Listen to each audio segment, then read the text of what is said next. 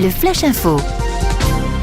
Et à la une, un acte de vandalisme à Pontorson. Un portique écotaxe situé sur la nationale 176 a été incendié samedi soir, entraînant la fermeture de la route dans les deux sens. L'ensemble du portique a été démonté dans la nuit de samedi à dimanche. Hier matin, les éléments se trouvaient en contrebas de la glissière de sécurité dans un fossé. La circulation sur la nationale 176 est à nouveau fluide. La préfète de la Manche a ordonné à la police et à la gendarmerie du département de mettre en place une opération de contrôle d'envergure sur les routes pendant la nuit du 31 décembre. 108 policiers et gendarmes seront ainsi mobilisés. Les contrôles viseront particulièrement la consommation d'alcool et l'usage des stupéfiants.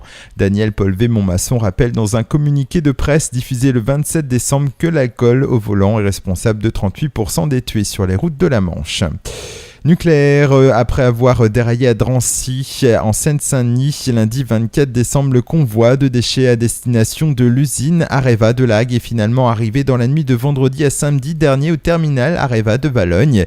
L'incident avait nécessité le transfert de l'emballage de combustible nucléaire usé, mais l'autorité de sûreté nucléaire l'a jugé neutre de tout enjeu radiologique. L'association Monts et Marais a vu ses espoirs dépassés. Ce sont 350 personnes qui se sont rendues dimanche après-midi à son invitation sur le mont Deauville entre Saint-Sauveur-le-Vicomte et L'Haye-du-Puy. Le but était double, faire connaître l'endroit et mobiliser contre le projet de centrale à bitume de l'entreprise Colas qui gère la carrière. Cette mobilisation fait suite à une pétition plutôt bien suivie aussi puisqu'elle comporte 1500 signatures.